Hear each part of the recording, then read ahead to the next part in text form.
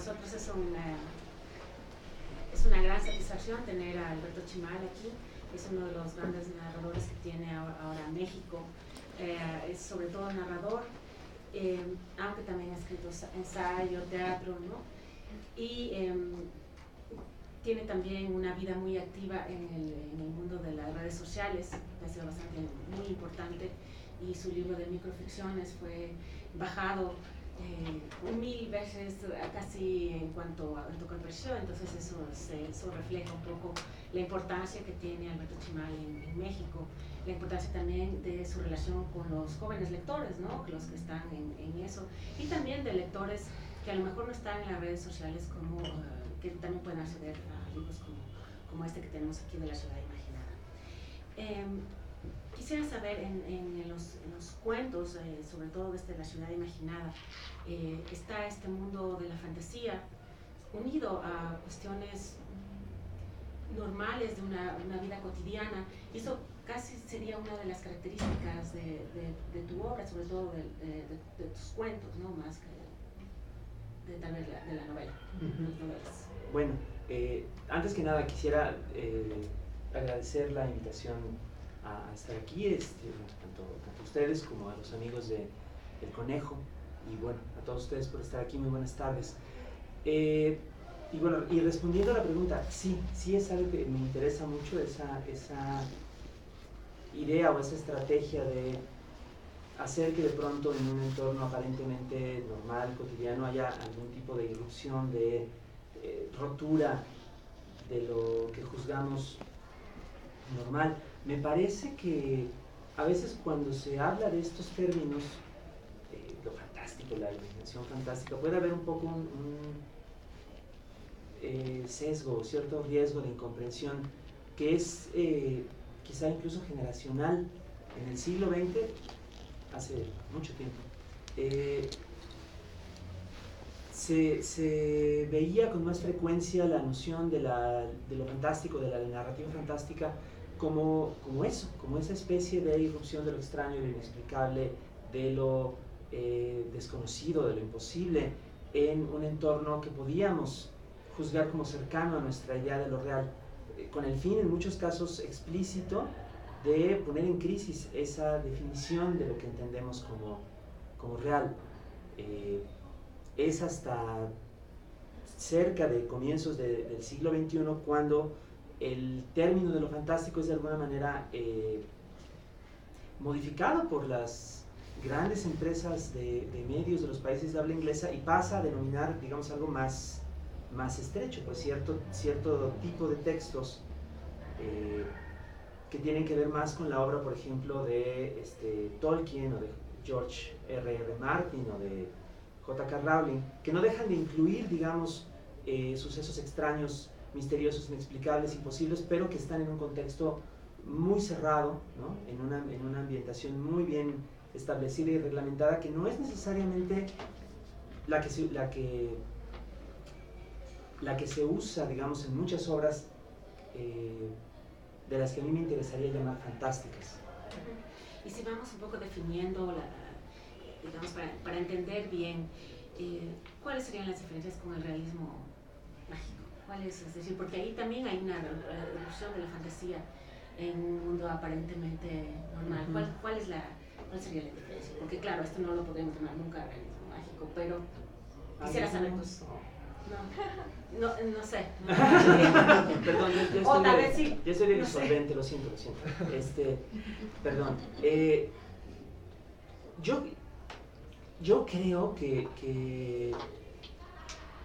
Yo creo que la imaginación fantástica, llamémosla así, independientemente de categorías y de género, se puede manifestar en cualquier parte y de muchas formas distintas, porque es simplemente la enunciación de aquello que sabemos o que creemos que no es posible, ¿no? Creemos que no se puede violentar la ley de la gravedad, pero puede describirse semejante imposible, y se puede hacer de muchas maneras. Se puede hacer como lo hace García Márquez en 100 años de soledad, hablando de la bella Remedios que sube al cielo, o se puede hacer como en los libros de Harry Potter, que la gente se monta en una escoba y vuela, o se puede hacer de muchísimas otras formas. Todas ellas implican, digamos, un suceso fantástico que se procesa o se trata, se muestra de diferentes maneras. Para mí el realismo mágico es una forma muy peculiar, muy reconociblemente latinoamericana, también reconociblemente propia de cierta época, de cierto contexto sociocultural de nuestros países, de aplicación y de tratamiento de la imaginación fantástica. Y así hay otras muchas. Quizá la diferencia que tiene el realismo mágico es que es una denominación que surge para nombrar textos y autores que vienen de esta región del mundo, cuando la mayor parte de las que suelen reconocerse como denominaciones de uso de la imaginación fantástica nos vienen de afuera, ¿no? El terror sobrenatural, o la fantasía épica, o la ciencia ficción, todos esos nombres son traducciones del inglés y nombran obras que se producen en contextos que son mucho más lejanos de nosotros. Quisiera presentarles también al catedrático Vicente Rolino, y él es un estudioso, estudió en México también, y él conoce mucho el ambiente literario de México, entonces él tal vez de la tradición mexicana estaba recordando la generación del 50, José Emilio Pacheco, Elizondo, Melo, todos los grandes narradores. ¿Cómo los ves tú dentro de tu proyección como narrador? ¿Qué te dicen ellos como narradores? ¿Hasta qué punto tú te identificas o dialogas o criticas o polemizas con ellos? Justamente con los del 50, creo que los tengo más presentes quizá de lo que lo tienen algunos otros colegas de mi edad o mayores, particularmente a Pacheco, a José Emilio y a Elizondo, justamente. Por alguna razón extraña, un libro que leí en la muy temprana adolescencia, recién salido de la escuela primaria, fue Farabef de Elizondo, que no entendí la mitad, ¿no? Sí. Todas las partes del erotismo fueron las que no, sí ya los empezaba yo a entender. Sí, no me tardé tanto. Pero, perdón, ese fue un encuentro temprano muy raro, pero todavía uno más raro, más extraño, fue el de Pacheco. En 1900, permítanme contar esta historia, en 1973 un escritor muy joven mexicano llamado Emiliano González publica una antología que se llama Miedo en Castellano, donde reúne textos que él llama de horror o terror sobrenatural, digamos, como en esta vena de autores hispanoamericanos que le interesan. No le pide permiso a nadie, no paga derechos, la hace por su propio gusto, y un ejemplar de esa antología llega a mi casa cuando yo tengo 6 o 7 años, ¿no? Pequeñito. Y esa fue como mi puerta de entrada, esa antología, a la literatura hispanoamericana. O sea, leyendo cuentos de terror. Y uno de los cuentos que tiene esa antología es un texto que se llama Totenbuch, Libro de los Muertos, de José Emilio Pacheco, que es un texto chiquito que trata acerca de unos nazis que torturan a sus prisioneros y les hacen cosas horribles. Mucho tiempo después me entero de que ese texto no es un cuento, no es una minificción, es una página que Emiliano González arrancó también sin avisar y sin pedir permiso, de la novela de José Emilio Pacheco, Morirás lejos, que es una de las 2 novelas que publicó, que entre otros temas habla justamente de el exterminio nazi. Entonces, yo leí de manera doblemente rara a José Emilio Pacheco, bueno, triplemente rara a esa edad, en una antología de cuentos de horror y con un texto que no estaba pensado ni para hacer cuento, ni para aparecer entre historias de vampiros y fantasmas y reencarnaciones y toda clase de cosas extrañas. Yo de chico pensaba, claro, aquí están los libros de cuentos de horror, aquí está Edgar Allan Poe, aquí está Lovecraft, aquí está José Emilio Pacheco. Entonces, a mí me tocó encontrarme, pues, primero con esa vena que es muy frecuente en Pacheco, su vena imaginativa, su vena fantástica, pues, irónica también, su vena hipertextual, paródica, extraña. Sí. O sea, Morirás lejos, los cuentos de Principio del Placer, ¿no? La Fiesta Brava, Tenga para que se entretenga. Es eso del Pacheco que yo conocía, y después conocí lo demás. Entonces, para mí Pacheco es como un precursor. O sea, aunque la mayor parte de la gente lo tenga como poeta allá en México o como el autor de Las batallas en el desierto, que es una novela histórica intimista muy, muy tierna y muy dolorosa, o como el escritor de columnas periodísticas durante más de 40 años del Inventario. A mí me toca, por pasar, la faceta como más rara de Pacheco. Y así me pasa con varios otros más. Y Elizondo de la playa, ¿te cuento? Ah, y el de la playa, así como... Sí. Ya, nos vamos a poner aquí a platicar. Ahorita regresamos. Vamos a una.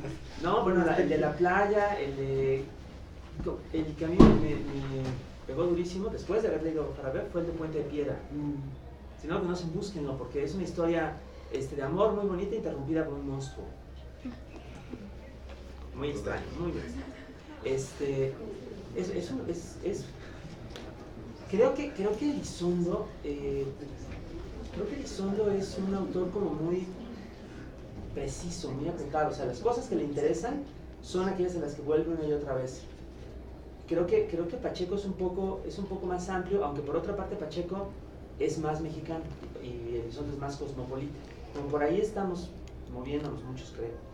Y Juan Vicente Melo, veracruzano, es un gran narrador. Es un gran narrador. De él leí La obediencia nocturna. Ah, lo es un novelón es también. hermoso, ¿no? De él me siento menos cercano, debo decir, porque él ya lo leí después, o sea, me tocó leerlo más tarde. Hubo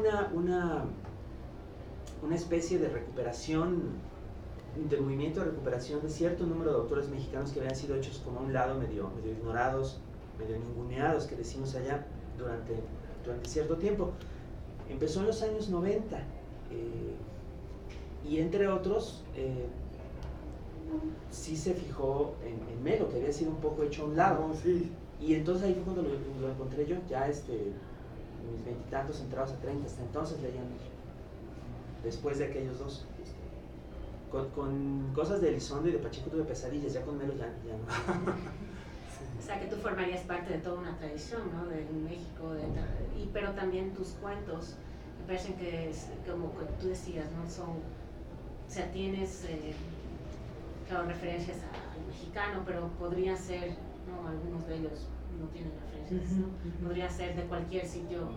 Sí. Y eso tal vez es lo que, tal vez algo que a mí particularmente me gustó mucho de estos cuentos, ¿no? Y quisiera ver, a veces digamos, buscas en esa mirada de los niños un poco la razón de buscar lo fantástico, y a veces los niños son, por otro lado, la visión de algo tétrico, ¿no? ¿Cómo ves ese mundo infantil? ¿Cómo está en tu obra? ¿Cómo ves? Porque los niños parecen ser algo, Sí, aparecen con frecuencia. Algo importante. Bueno, yo creo que me interesa mucho el mundo de la infancia, y me interesa particularmente el tipo de experiencias y el tipo de emociones que uno experimenta en la infancia, cuando está descubriendo el mundo y cuando está desprevenido ante el mundo. Después, cuando se va creciendo, uno va conformándose, digamos, con ciertas normas establecidas por la sociedad en la que existe, y va, digamos, ciñendo su pensamiento a las expectativas que tiene la sociedad respecto de cada persona. Pero en la infancia esto no ocurre, y en la infancia, por lo tanto, es donde se dan muchos grandes descubrimientos y muchas experiencias tan reveladoras y tan estremecedoras. Recobrar esa impresión, o por lo menos hacer eco de esa impresión, creo que es también algo que me gusta mucho, porque me permite no solamente referirme a las experiencias que me tocó vivir a mí en esa etapa, sino también comunicar como esa sensación de la que hablaba, de la rotura, de la interrupción, de la irrupción de otra cosa en términos que puedan ser entendidos por otras personas. Y un poco ya desde el punto de vista formal, el uso de los paréntesis. Cuéntame un poco el uso de los paréntesis. Como por ejemplo, lo acá, ¿no? Sí, no, en el primer, sí. ¿En el primero? Ah, claro, sí. Ah, sí, sí, Y algo también cuando parentético, está ¿no? la historia contada desde varios puntos de vista. Sí, sí, Y también. la de los perros. Bueno, Porque a veces se dice, ¿no? Desde el punto de vista, ¿no? de los estudios de la lectura, que el paréntesis, aquello, lo que está en paréntesis no se lee.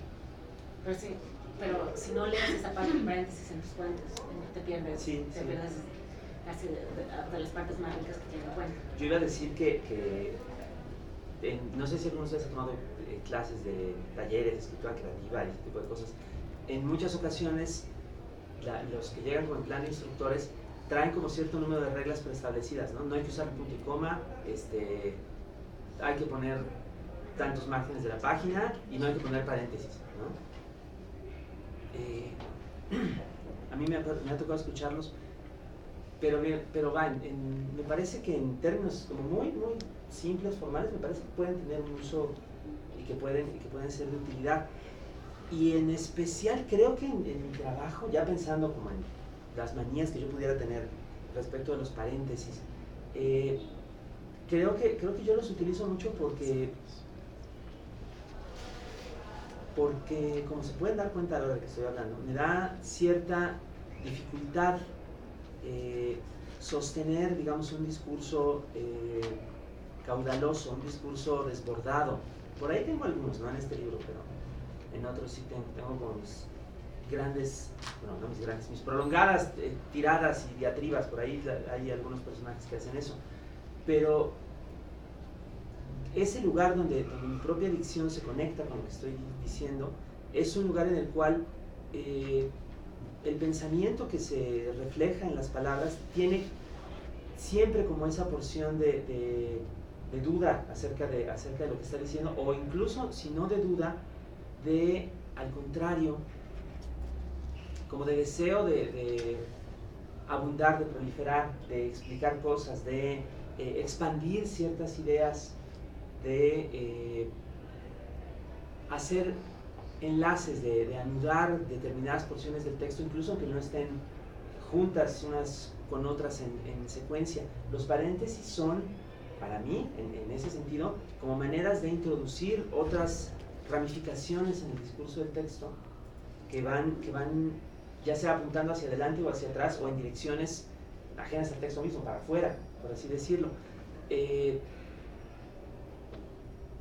Toda proporción guardada. A mí me gustó mucho ver, cuando me tocó descubrir la obra de un escritor estadounidense, David Foster Wallace, que por ahí lo habrán visto, que no es tan parentético, pero es un maniático de las notas al pie, ¿no? Tú ya lo viste, tú sabes. Y de pronto puede ser desconcertante y puede ser terrible, porque está uno acá en este lado y luego tiene que venir acá, y luego la nota da la vuelta, ¿no? A la página, a la otra página, y uno tiene que pasar 2 páginas, tiene que estar saltando por el texto, y es una experiencia muy desconcertante, pero digamos, si uno encuentra el gusto en ese juego que hace Wallace, es muy interesante, porque realmente está tratando de hablar de todo al mismo tiempo, y está pensando en 2 cosas a la vez mientras escribe una tercera, y luego se acuerda de que no habló de esas 2 primeras cosas y las pone en las notas. A mí me pasa algo parecido, pero yo no uso notas. Paréntesis. Sí, a propósito de lo fantástico, ¿cómo ves tú, pues como mexicano, el Día de los Muertos? A mí me impresionó tremendamente. La calaca y el juego con la muerte. ¿Cómo lo ves o cómo lo puedes tú relacionar de alguna manera con tu mundo ficcional? Bueno, yo creo que en México todos estamos más o menos, si no cerca, si no con amistad o con afinidad a esa tradición, por lo menos expuestos a ella, no se puede evitar, ¿no? Es parte de aquello que vivimos. A mí me interesa mucho toda esa cuestión, me interesa mucho todo el tema de el otro mundo, me interesa toda esta mitología. Las canciones mexicanas siempre hablan y desafían al otro mundo. Te encontraré en el otro mundo. Ah, sí, claro. Que allá en el otro mundo, allá, en vez de infierno, encuentres gloria y que una nube de tu memoria la borra. Ay, sí. Claro, pero esa es una canción de dolor de una persona que está poniendo como en el piso para que la pisen, ¿no? Porque no, empieza esa parte, es el estribillo, es échame a mí la culpa de lo que pase, pasa. cúbrete tú la espalda con mi dolor. Y allá en el otro mundo, en vez de infierno, encuentres gloria y que una nube de tu memoria me borra. Yo no importo, yo soy una basura, no importa, ¿no? En realidad, quien está cantando eso está tremendamente disgustado o disgustada, tiene mucho rencor, ¿no? Y una forma de reflejar o de paliar ese rencor es fingir que uno se entrega pues a la abnegación, pero es pura mentira. Y sí, el otro mundo aparece por todas partes. Creo que ahora con esto de que han aparecido películas de Hollywood que se refieren a esto, ¿no? Como la nueva que va a sacar Pixar o el libro de la vida que produjo Guillermo del Toro o varias otras por el estilo, pues estamos llegando al punto en el cual esa tradición va a acabar definitivamente por convertirse en una mercancía, en el contenido de una cajita feliz de McDonald's o cosas parecidas. Apenas acaba de pasar hace un par de años que se hizo una película de las de James Bond en México, y que hay una escena de persecución en la Ciudad de México donde James Bond corre a través de un desfile, que supuestamente es el desfile celebratorio del Día de Muertos. Ese desfile no existe, no existió jamás, no es parte de ninguna tradición, pero a partir de ahora, como la gente lo vio, entonces la Secretaría de Turismo de la Ciudad de México ya instituyó el antiquísimo desfile tradicional del Día de Muertos que celebra sus 100 años, o alguna tontería así. O sea, pura mentira, ¿no? Entonces, sí, creo que estamos en un momento en el cual va a haber como un cambio, digamos, de nuestra relación con esa tradición, pero ciertamente, incluso aunque no necesariamente nos concentremos como en la iconografía típica del Día de Muertos, ¿no? Las calaveritas de azúcar o el papel picado, de todas maneras sí tenemos como una conciencia pues de esta mitología y de esta relación particular que tienen muchas culturas originarias de México con el tema de la muerte, y sí repercute de una u otra forma en lo que escribimos. Yo tengo un texto, un cuento que se llama La mujer que camina para atrás, que es de hecho una especie de rehechura o de diálogo por lo menos con las antiguas leyendas mexicanas, aquellas que hablan constantemente, sí, de la muerte, del otro mundo, de los seres sobrenaturales que habitan un poco allá y un poco aquí, que vienen como mensajeros a avisarnos a los seres humanos pues, de cosas, particularmente catástrofes. El cuento está ambientado en la época actual, tiene que ver también pues, con la violencia, la descomposición social que se vive actualmente en México, ¿no? La violencia criminal, la violencia política también, y un personaje como salido de estas leyendas, ¿no? Viene a darle advertencias a la gente. Se le reconoce porque se manifiesta en las calles de la Ciudad de México y porque después de dar sus augurios terribles se va caminando para atrás, ¿no? Esa es la premisa del cuento, ¿no? Recuerda historias como una que es muy famosa de un ser sobrenatural llamado La Llorona. Te iba a preguntarte, ¿no? ¿Quién es La Llorona? Porque tantas veces he oído, pero no sé. La Llorona es una especie también de personaje sobrenatural. Sí. Una mujer que asesinó a sus hijos y que posteriormente, convertida como en espíritu sin descanso, va por las calles lamentándose, ¡ay, mis hijos! ¡Ay, mis hijos! Y esa frase se convierte, digamos, en una lamentación pues, mucho más amplia, ¿no? Porque acaba siendo como un lamento por toda la gente, ¿no? Todos los que siguen sufriendo y siguen padeciendo. Esa es una leyenda muy antigua, pues, que proviene de la época precolombina y que es modificada, como muchas otras, después de la conquista española. Como este es un diálogo y estamos así en un ambiente tranquilo, me gustaría a ustedes, a cada uno de ustedes, si ustedes tienen preguntas para Alberto Chimal, para que si ustedes no lo conocen como autor, no sé, para que les dé las razones por las que deberían leer, y yo debería dar muchas razones, y si lo conocen como autor, para que puedan conocer y influenciar un poco más en su obra y sobre todo en este tema de la imaginación fantástica. Yo tengo una pregunta. Justo un poco en el tema del ámbito del género, de la fantasía, en el caso de Ecuador, por ejemplo, solo existe un autor que innova en este género o en este ámbito, que es Santiago Páez, un profesor de la facultad. Mi pregunta va en el sentido de cómo, tengo dos preguntas serían. ¿Cómo es el ámbito de la fantasía, cómo se desarrolla el género de la fantasía en México? Y el otro es, un poco comentando con Santiago en una entrevista que le hice, decía que el ámbito de la fantasía es revalidado en la actualidad por el mismo hecho de que puede dar respuestas a cosas que otros géneros no pueden. Desde ese sentido, hago esta acotación porque muchas veces el ámbito de la fantasía se lo vincula con el género, con un género infantil, un género juvenil. Entonces, ¿qué piensas tú acerca de esa postura?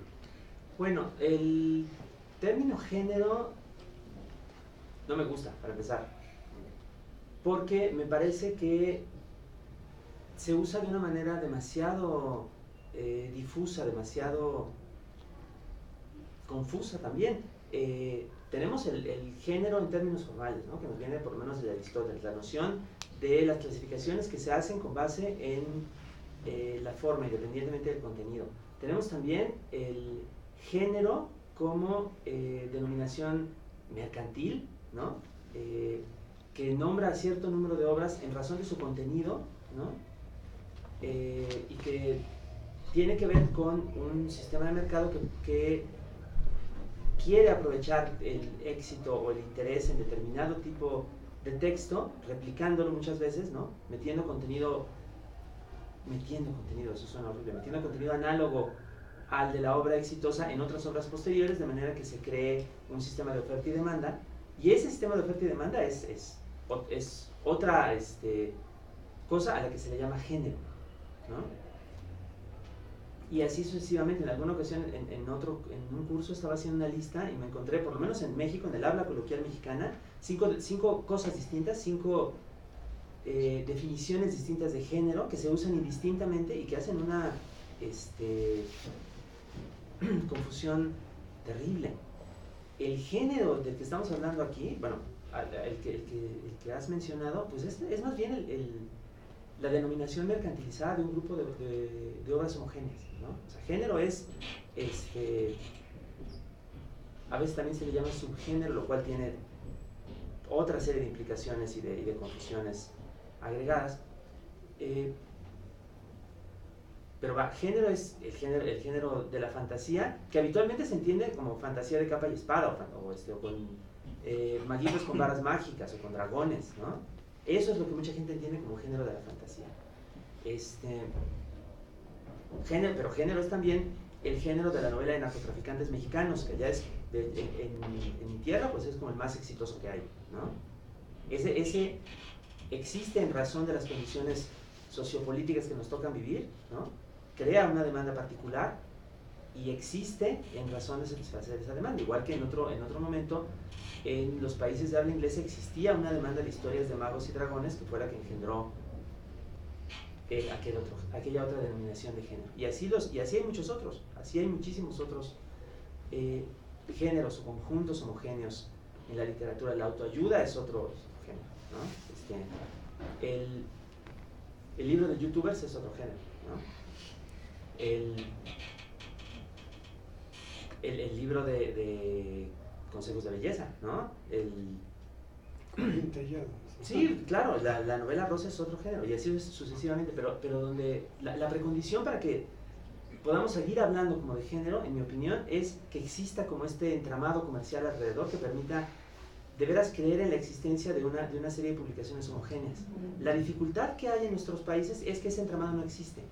Para las obras etiquetadas en ocasiones como de fantasía, la mayor parte de los grupos de lectores que se interesan en este tipo de obras no les interesa de dónde provienen, y en general consumen con más facilidad las que tienen más a la mano, que son las que les mandan los grandes consorcios editoriales de sus orígenes en Estados Unidos e Inglaterra. Las traducen y nos las venden, ¿no? Y así sucede con varios otros géneros de moda, ¿no? Como el romance distópico estilo Los Juegos del Hambre, o el romance sobrenatural estilo Crepúsculo, ¿no? Nos llegan, los adoptamos, pero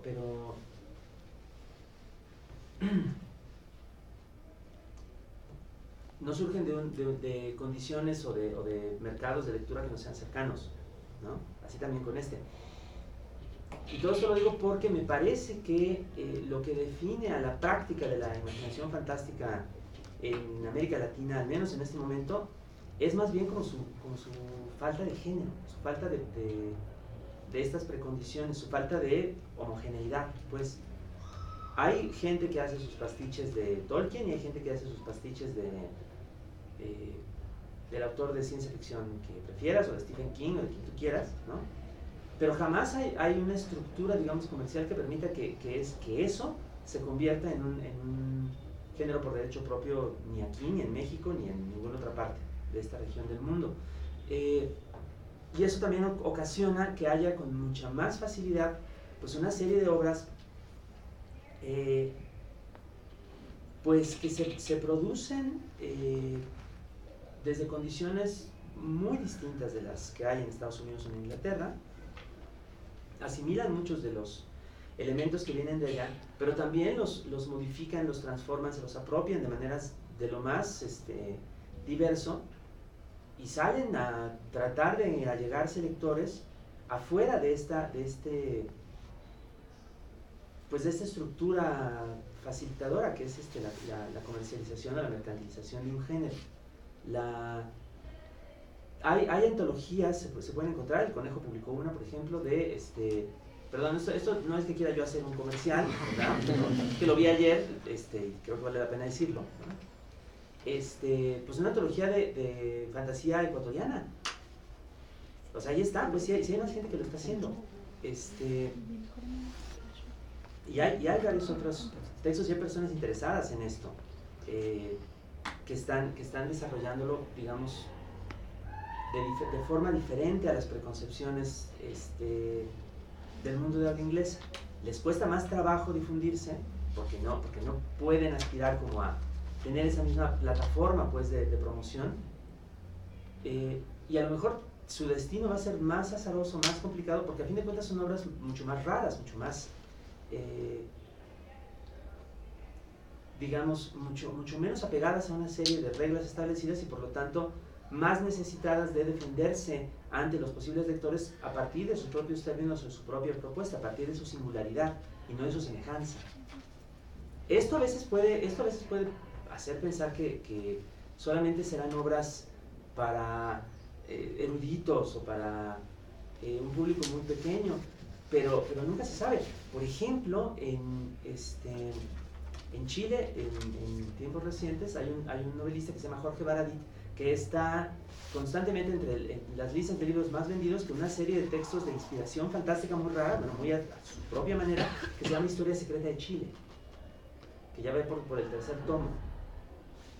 Obviamente es un texto, digamos, que le va a interesar bastante más a los lectores chilenos, pero como sea, tiene esta serie de características muy peculiares del empleo de la imaginación fantástica, implicadas con una serie de elementos también que son muy, muy propios del entorno en el cual está viviendo él. Y creo que eso sucede en muchos otros lugares. Me ha tocado ver casos concretos, bueno, aquí, en México, por supuesto, en Colombia, en Argentina, ¿no? que tiene larga historia a este respecto. Eso pasa en Perú también.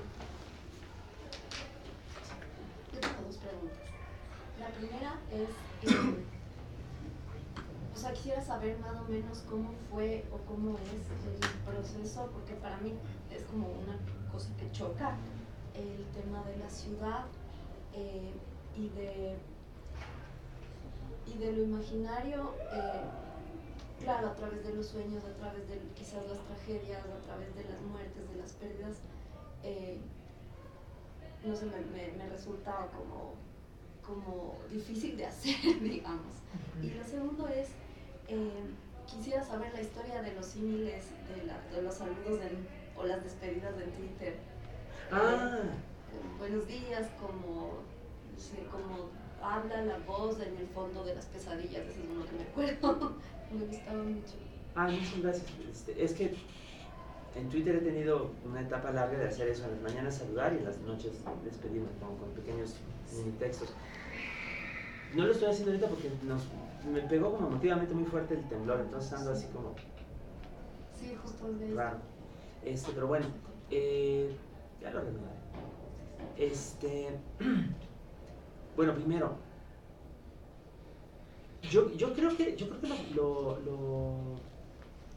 lo fantástico, igual que cualquier otra inflexión o posibilidad del discurso, es lenguaje también, ¿no? Lenguaje que se orienta en cierta dirección o que manifiesta cierto conjunto, pues, de las posibles experiencias humanas, ¿no? Y lo fantástico, pues, son las experiencias interiores, ¿no? No es necesariamente un mundo espiritual que no sabemos si existe o no, ¿no? Pero sí sabemos que existe nuestra interioridad, ¿no? La empezamos a nombrar hace algunos siglos, ¿no? Y ahora podemos entender así muy buena parte de nuestra existencia, aquello que sucede en el interior de nosotros aunque no podamos verlo. La forma en la que esa interioridad se manifiesta en muchas ocasiones para expresar nuestros deseos, nuestros miedos, ¿no? Nuestros sueños, nuestras pesadillas, es justamente mediante la invención de esto que está más allá de lo que podemos juzgar cotidiano, posible, tangible, ¿no? Para eso me parece que en muy buena medida sirve lo que llamamos la imaginación fantástica. Y bueno, si se junta por una parte esta noción de las posibilidades de la imaginación fantástica y por la otra la noción de la ciudad como espacio, no solamente espacio físico, sino espacio social, espacio de convivencia, espacio de interrelación de los seres humanos y por lo mismo de interrelación tanto de sus acciones como de su interior, o sea, también nuestros interiores se tocan en la ciudad, pues resulta que la ciudad es un campo como muy fértil para la imaginación. En esta construcción, en esta noción de la ciudad, que ya ha tenido siglos para asentarse en la especie humana y para ir acumulando toda una serie de implicaciones simbólicas, metafóricas, históricas también, hay una gran cantidad de posibilidades para la imaginación. Desde fácil escribirlo. Sí. O sea, como, si es fácil, si es no, a mí se me hace como difícil. Ay, perdón, no entendí nada y aquí estoy diciendo. No, yo lo expliqué mal. No, de verdad yo entendí mal, te lo juro. Perdón, bueno, no, fíjate, ¿sabes qué? A lo mejor lo que sucede, voy a decirlo un poco más general, en plan más general, a lo mejor lo que sucede es que cuando estamos tratando de forzarnos hacia escribir de un tema a través de cierto procedimiento, a lo mejor lo que sucede es que por cualesquiera razones, porque la mente es muy compleja, no es el momento de que hagamos eso. A lo mejor lo que hay que hacer es tratar de escribir otra cosa, al menos para que se te olvide un rato lo preocupada que estás, ¿no? Y a mí me sucede, y a otras personas que conozco les ha sucedido, que si de pronto uno hace como esta especie de enfoque oblicuo, ¿no? Ponerse a hacer otra cosa, ponerse a descubrir, a pensar, a escribir de otra cosa, a veces resulta que esa otra cosa que parece que nos estaba desviando nos conduce a donde queríamos ir. Pero es que teníamos que realizar otro tipo de proceso como para aclimatarnos a ciertas ideas que ya estaban germinando en nosotros. Todo esto es pura metáfora, pero explica un proceso mental que es real, aunque no podamos verlo. Es muy complicado decir esto, pero es inevitable porque sí, la mayor parte de lo que sucede en el proceso de la escritura es invisible. Y bueno, los otros saluditos son como mi ejercicio, o parte de mi ejercicio diario de escritura. Y me interesa siempre como tratar de jugar con ellos y relacionarlos a veces con algún suceso cercano, ¿no? No siempre sucede. Y a veces más bien pues componerlos como si fueran pequeñas minificciones, ¿no? Alrededor de algún tema que me guste, ¿no? Pero es sobre todo eso, es como juego. Creo que por eso me gusta. Sí. Una pregunta, yo pregunto de ignorancia, no te he leído, pero quisiera saber más o menos cuál es la propuesta de tu libro, porque cuando dices como la irrupción en la realidad de algo fantástico, se me hace difícil desviar un poco del realismo fantástico, como Carpentier, o cuentos como Un cuento sobre Navidad, Fantasma cuentos de Truman Capote, que me parece que hay cierto dejo de irrealidad en ciertas partes, ¿no? ¿Cuál es la propuesta? Y también cuando escucho La ciudad imaginaria, me parece que Italo Calvino escribió Las ciudades imaginarias, estoy seguro. Entonces, sobre esta tradición que está atrás, incluso desde los nombres, ¿cuál es la propuesta en tu texto? ¿Qué es lo que lo particulariza? No sé cómo decirlo. Ay, ay, ay. Me haces... Yo soy la persona menos indicada para responder todo esto que acabas de decir. Lo siento, pero a ver, no tienes por qué desligar lo que yo estoy haciendo de aquellos otros, ¿no? No soy muy aficionado a Truman Capote, pero por otra parte sí me gusta mucho Gogol, sí me gusta mucho Calvino. Entonces, sin duda, habrá por ahí un eco, incluso involuntario, pues no se puede evitar. Mira, este libro concretamente es un libro de textos cuyo elemento común es la noción de la ciudad, la noción de la habitación, la noción de la existencia en un espacio urbano y lo que eso puede implicar en una serie de diferentes textos con diferentes aproximaciones además, porque no es que se trate de textos muy homogéneos, al contrario. De hecho, ni siquiera son todos fantásticos. Hay una sección en medio que son cuentos, digamos, de corte realista, sea lo que sea eso, en los cuales no hay ninguna de estas irrupciones a las que me había referido, ¿no? Se tratan de otra cosa. El elemento común es la ciudad, y la parte, digamos, fantástica de las historias que llego a escribir tiene que ver.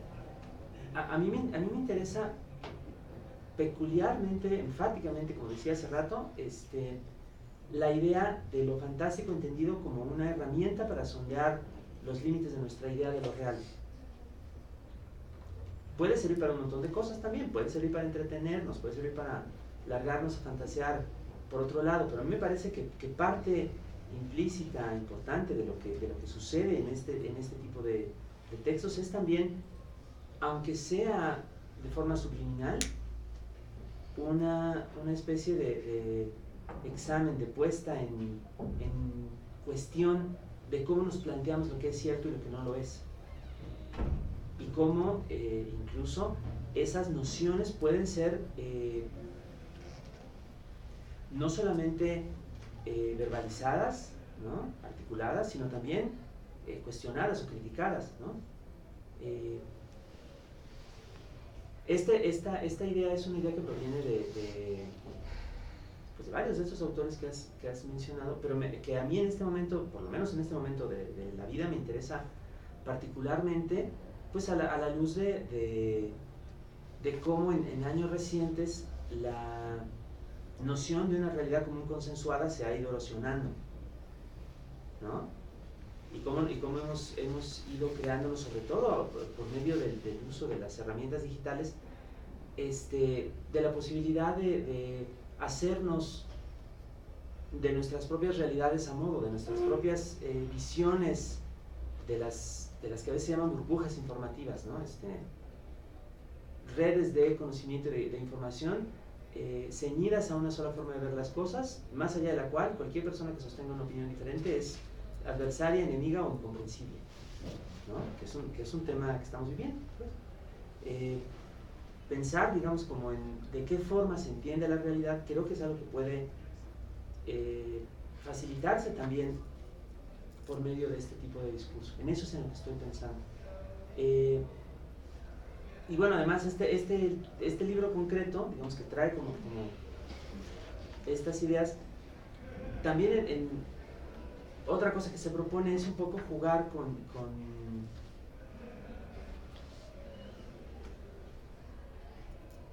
cómo se estructura la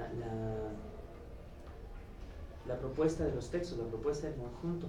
Esta tiene un subtítulo que es Metro Mix, que es una tontería, pero es que la selección de cuentos es distinta de los otros libros que se llaman La ciudad imaginaria que yo tengo. Uno apareció en México y otro apareció en Perú. Los dos tuvieron su curso, salió en algún momento, salió primero en Mexicanos, hubo la propuesta de reeditarlo en Perú, y lo que hice fue hacer un libro que es ligeramente distinto, ¿no? Está modificado, tiene otros textos, tiene ciertas modificaciones, y ocurre lo mismo acá.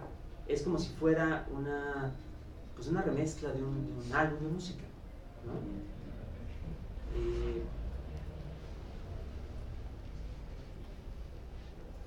Y bueno, creo que cada conjunto puede sostenerse por sí mismo, pero también me interesa experimentar de qué manera la experiencia se vuelve distinta, ¿no? Yendo de una edición a otra. Eso. Quisiera saber cómo consideras tú que la imaginación fantástica ha configurado o ha marcado tu forma de ver tu entorno, o de ver a ti mismo, o de ver a las personas con las que te relacionas. Estaba pensando que tal vez, pero también mientras me formulaba la pregunta me imaginaba si tal vez la imaginación fantástica se ha convertido para ti en un ámbito donde puedes desarrollar más, donde puedes dejar dar paso a esa en tus paréntesis. Pero más que nada quisiera saber la primera pregunta, como un comentario bajo. Bueno, yo creo que sí ha modificado una parte de todo eso, simplemente porque he tenido que pensar mucho en la cuestión para reconciliar de alguna manera lo que me interesa de este tipo de discurso con lo que no me gusta de la manera en la cual se desarrolla a mi alrededor en muchas ocasiones.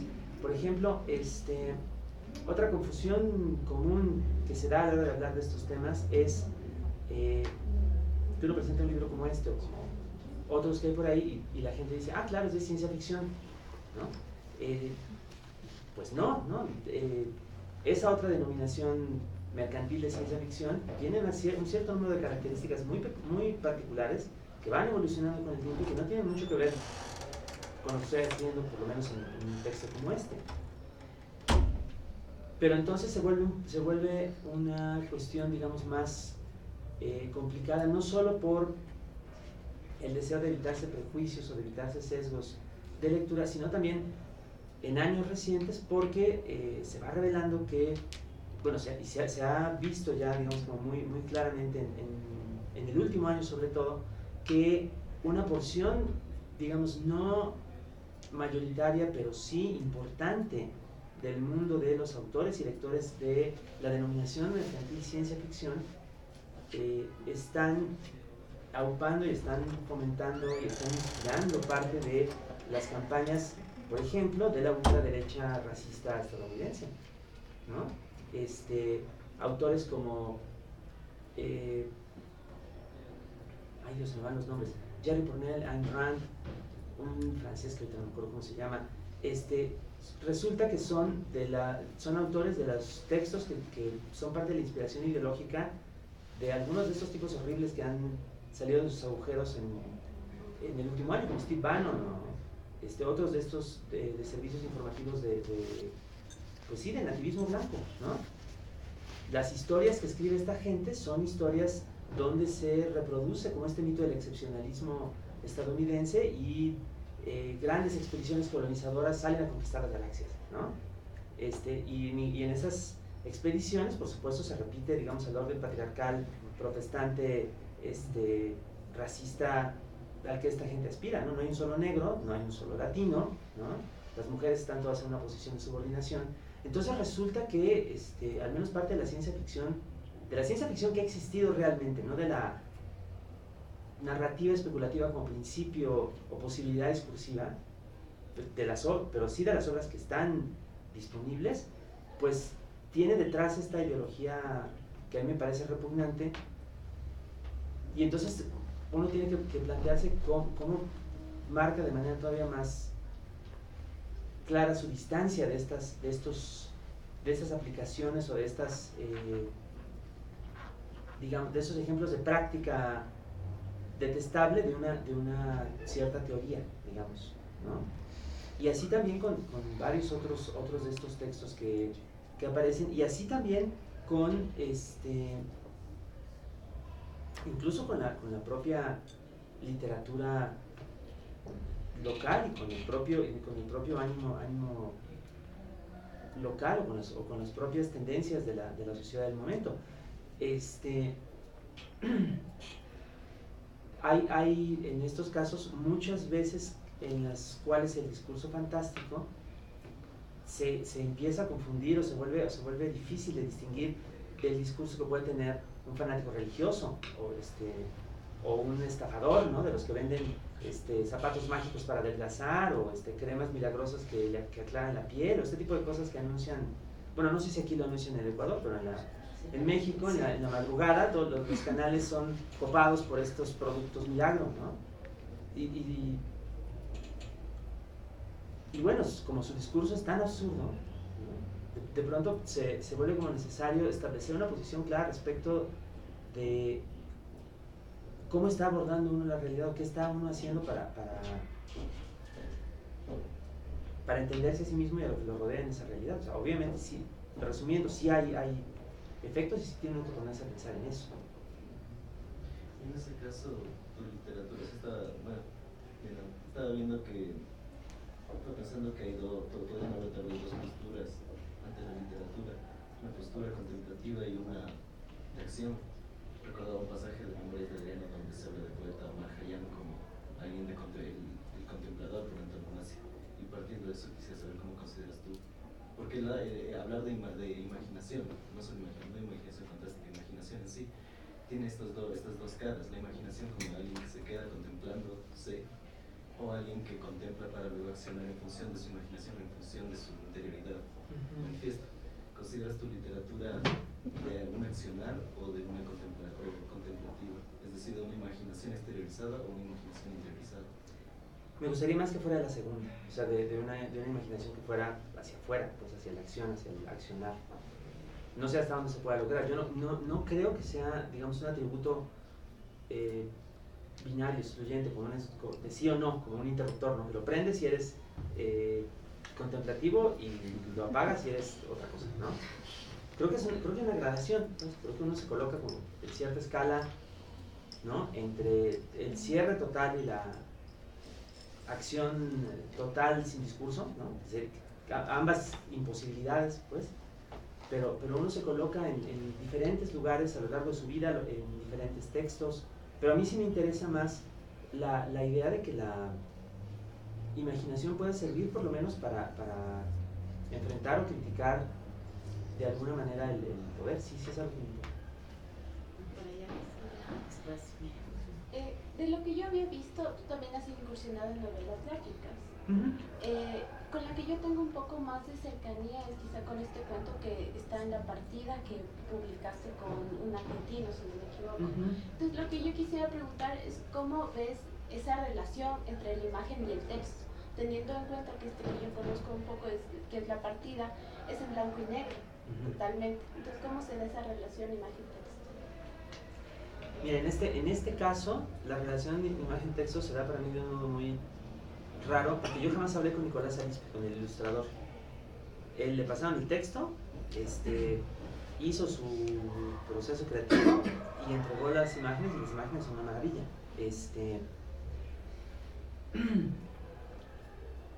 Habitualmente no es así, sobre todo en el campo de lo que realmente se considera narrativa gráfica, digamos, pensada no solamente como en este ámbito como liminar del libro ilustrado, ¿no? que a veces uno no sabe bien dónde está, sino que sí hay interacción total entre texto e imagen, ¿no? En esos casos donde ya estamos como en el ámbito de lo gráfico del cómic y todo lo demás, pues sí hay mucho trabajo y mucha sinergia, o suele haberla entre los diferentes especialistas involucrados en el proceso, ¿no? En este caso no lo hubo, pero creo que algo que sí pasa y que me da mucho gusto que haya sucedido es que el texto adquiere una significación distinta a partir de su relación con la imagen. Hay cosas que la imagen está diciendo que el texto no había dicho. Por ejemplo, una de las imágenes es el cadáver del hijo muerto siendo fotografiado, ¿no?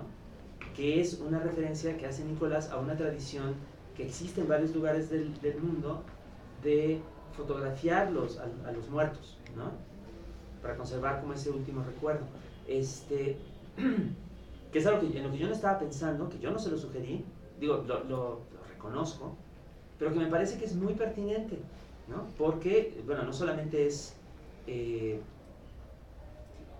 una referencia que, como varias otras en el libro tal como quedó, acercan el texto a aspectos, a evocaciones muy concretas de México, ¿no? Por ejemplo, también se ven edificios en ruinas a causa de un terremoto, y eso remite por la composición a algunas fotos icónicas del desastre de 1985 en la Ciudad de México.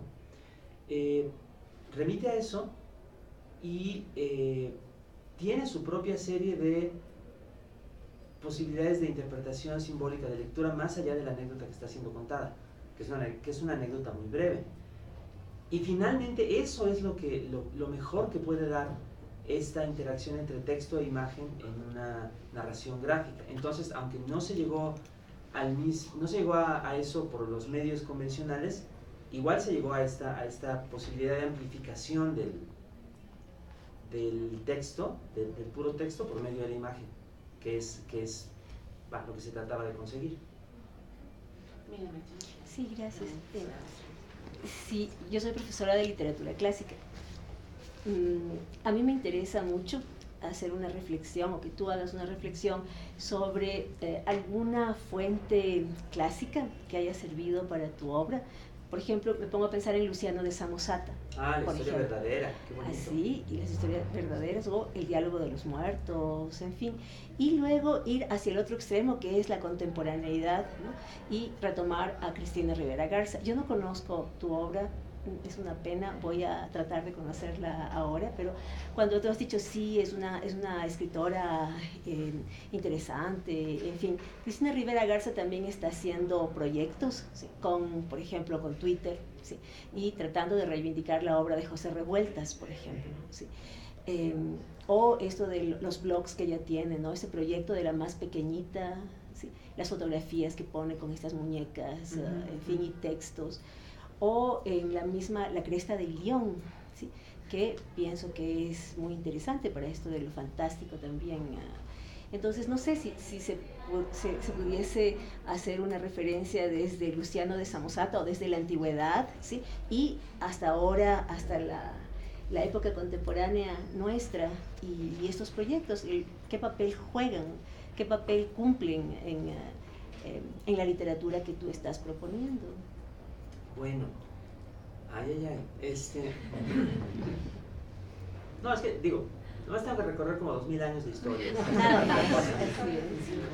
En 2 minutos. Y demostrar que hay que ser, para ser modernos hay que volver a lo antiguo también. Fíjese que a mí me pasa una cosa muy rara, porque yo tengo una relación equívoca con la literatura de la antigüedad, no porque no me guste, sino porque también la abordé por los lados más extraños. Pienso en la literatura de la antigüedad, y por una parte pienso, digamos, como en estas tradiciones orales antiquísimas, ¿no? Que nos llegan por diversos lados. Y luego me acuerdo de Luciano, por supuesto, ¿no? Y me acuerdo de las Metamorfosis de Ovidio, ¿no? Que son este compendio maravilloso, ¿no?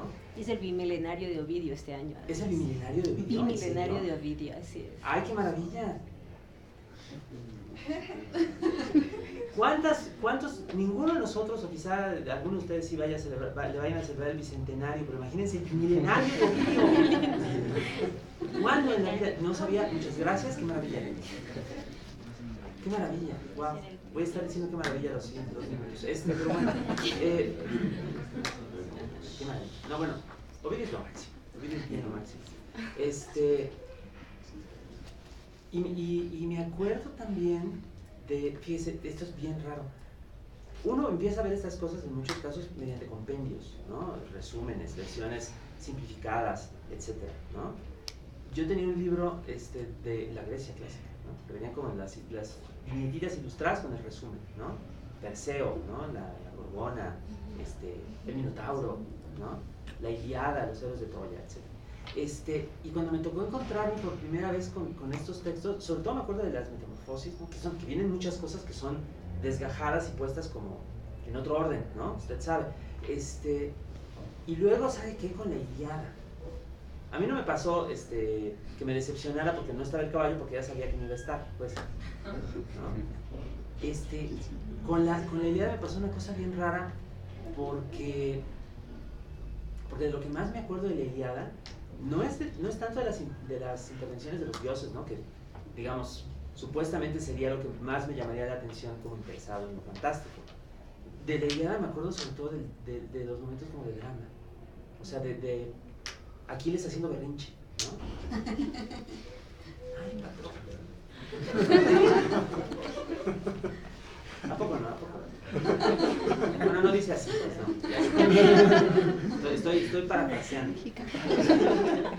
El escudo de Aquiles también. El escudo de Aquiles, que es una cosa maravillosa, ¿no? Toda esa descripción bellísima. No, ¿sabe qué? Cuando se están peleando él y Héctor afuera de las murallas de Troya, el momento en el cual lo abandonan a Héctor, ¿no? Lo abandonan a la protección divina, que hay este momento bellísimo, simplísimo en las traducciones que yo pude leer, que dice más o menos, y entonces Héctor comprendió. Y se sigue y lo matan y lo arrastran alrededor de las murallas de Troya. Y es muy, muy bello ese momento, porque Homero no tiene que, o quien sea que haya hecho eso, no tiene que decir qué comprendió Héctor. Uno entiende perfectamente qué comprendió Héctor, ¿no? Comprendió que lo abandonaron los dioses, que va a morir, que va a ocurrir toda esta ignominia y todo ese sufrimiento, ¿no? En esas pocas palabras de la traducción está contenido como la revelación de un destino entero suyo y de Troya entera. Y siempre me acuerdo de esos momentos, pues como modelos maravillosos, insuperables, de descripción de lo humano. De lo humano que se conecta con muchas otras cosas, pero que finalmente es nuestra existencia, nuestro cuerpo, nuestra carne, nuestra finitud, para decirlo así muy